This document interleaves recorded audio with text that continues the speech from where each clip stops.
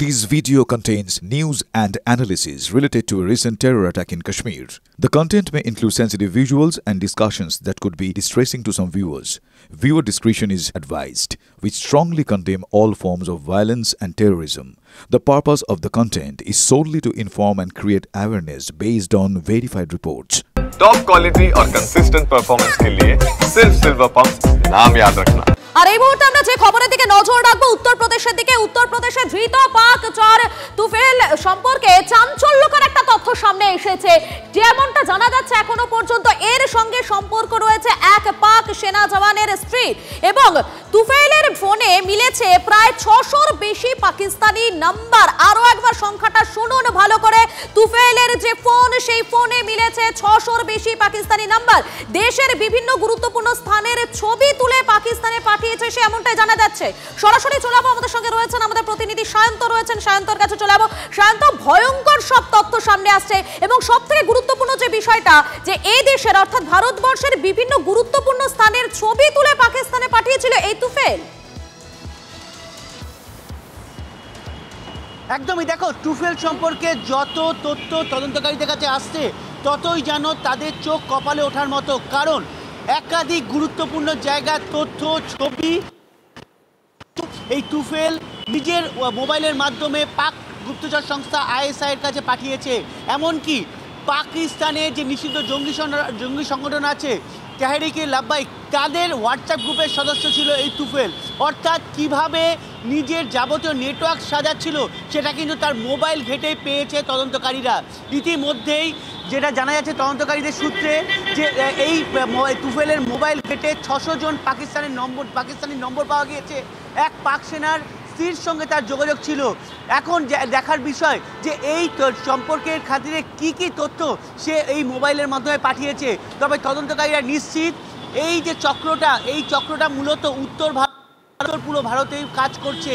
মূলত জ্যোতি রানী মালহোত্রার সঙ্গে এই তুফেলের কোনো লিঙ্ক ছিল কিনা সেটাও কিন্তু খতিয়ে দেখা হচ্ছে বলে তদন্তকারীরা জানিয়েছেন।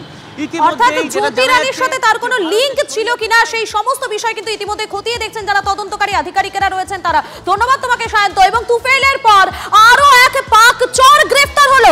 দিল্লি থেকে হারুন নামে এক পাক চরকে গ্রেফতার করেছে ইউপি এটিএস। পাক দূতাবাসের অফিসার মোজাম্মেল হোসেনের সঙ্গে যোগাযোগে ছিল এই হারুন।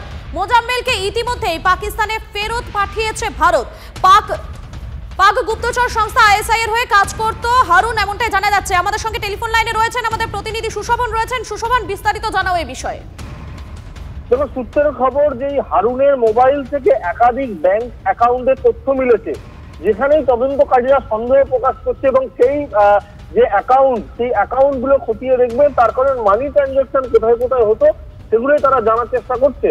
ইউপি এটিএস তাদের কাছে গোপন সূত্রের খবর ছিল এবং তারপরে কিন্তু এই যে পাক চর তাকে গ্রেফতার করা হলো এবং স্বাভাবিকভাবেই কিন্তু যে একবারে দিল্লিতে যে পাক দূতাবাস তার কাছ থেকেই হারুনকে গ্রেফতার করেছে উত্তরপ্রদেশের এটিএস। স্বাভাবিকভাবেই গোয়েন্দারা মনে করছে যে তাদের কাছে এই ব্যক্তি যথেষ্ট গুরুত্বপূর্ণ, তার কারণ তার কাছে একাধিক তথ্য রয়েছে এবং তার সঙ্গে কার যোগাযোগ ছিল এবং তিনি কি কারণে এসেছিলেন এই সার্বিক বিষয়টা খতিয়ে দেখা হবে এবং পরবর্তীকালে কিন্তু তদন্তে একটা অন্য অভিমুখ উঠে আসতে পারে কিন্তু এই ব্যক্তিকে জিজ্ঞাসাবাদ করে।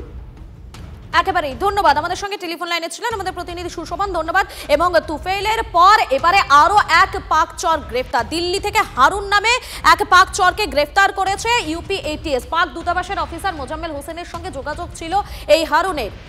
আমাদের সঙ্গে টেলিফোন লাইনে রয়েছেন এই মুহূর্তে কর্নেল কৌশিক সরকার রয়েছেন আপনার টিভি 9 বাংলায়। যেমনটা এখনো পর্যন্ত আমরা দেখতে পাচ্ছি একের পর এক কিন্তু পাক চরকে গ্রেফতার করা হচ্ছে এবং যথেষ্ট তৎপরতার সঙ্গে। সবথেকে গুরুত্বপূর্ণ যে বিষয়গুলো দেখা যাচ্ছে এক্ষেত্রে, এরা যারা গ্রেফতার করা হয়েছে যাদেরকে, তারা কিন্তু বিভিন্ন জায়গা থেকে বিভিন্ন ছবিগুলো তুলে তারা পাকিস্তানে পাঠানোর যে একটা ছক, সেই ছকটা কিন্তু তারা লাগাতার কষে গিয়েছে।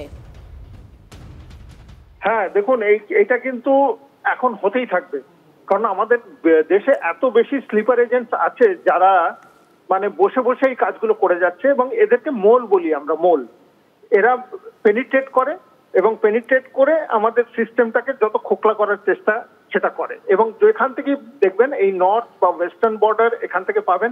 এবারে আস্তে আস্তে ইস্টার্ন সাইডেও কিন্তু এটা ধরা পড়তে শুরু করবে, কারণ চারিদিকে এরা ছড়িয়ে ছিটিয়ে আছে এবং মানে এরা মানে পাকিস্তানকে বিরাটভাবে মদত দিয়ে যায়, এইভাবে যে ছবি পাঠিয়ে দেয়, লোকেশন পাঠিয়ে দেয়, কোনো মুভমেন্ট হচ্ছে কিনা সেটা পাঠিয়ে দেয়, কোথায় আমাদের ডিফেন্স সিস্টেম, কোথায় কি ইম্পর্টেন্ট ভিএভিপিস আছে, মানে ভালনারেবল এরিয়াস, ভালনারেবল পয়েন্ট, সেগুলোর ছবি এগুলো পাঠাতেই থাকে, এয়ারফিল্ডের ছবি পাঠাতে থাকে। তো এইগুলো ওদের একটা মোটাস অপারেন্ডি, এবং ওরা পাকিস্তান এটা কিন্তু কাল্টিভেট করে ফিউচার স্পাই বানাবার জন্য। এই কাল্টিভেশনটা আমাদেরকে বন্ধ করতে হবে এবং আমাদের ইন্টেলিজেন্সদের আরো গভীরভাবে, সাইবার সিকিউরিটি আরো গভীরভাবে ঢুকে এই অপারেটিভ গুলোকে ধরতে হবে। এরা কিন্তু টিপিক্যাল স্পাই নয়, এরা হচ্ছে মোল মানে একটা পুরো ক্রাউডের মধ্যে একটা মানে নেকড়ে বাঘকে ছেড়ে দেওয়ার মতো এরকম একটা অবস্থা। তো একে কন্ট্রোল করতে হবে এবং we have to finish it of wands for all. একেবারেই ধন্যবাদ। আমাদের সঙ্গে টেলিফোন লাইনে ছিলেন কর্নেল কৌশিক সরকার, আপনাকে ধন্যবাদ। ক্লাস 10 ও ক্লাস 12 এর পরীক্ষা শেষ, রেজাল্ট আউট। এরপর কি পড়বেন, কোথায় পড়বেন, সুলুক সন্ধান এখন হাতের মুঠোয়। TV9 বাংলা এডুকেশন এক্সপো 2025, কলকাতার সবচেয়ে বড় এডুকেশন এক্সপো। ডিগ্রি না ডিপ্লোমা, কোন কোর্স করবেন, কিভাবে প্ল্যান করবেন নিজের ক্যারিয়ার, সব প্রশ্নের উত্তর একটাই। TV9 Bangla education expo. একই ছাদের তলায় থাকছে নামকরা সব ইঞ্জিনিয়ারিং কলেজ, বিশ্ববিদ্যালয়, মেডিকেল ও management institution. TV9 Bangla education expo 2025, 31 May ও 1 জুন বোস ইনস্টিটিউটে, কলেজ মোড়, সেক্টর 5, সকাল 10টা থেকে সন্ধ্যে 7টা পর্যন্ত। এন্ট্রি একেবারে ফ্রি।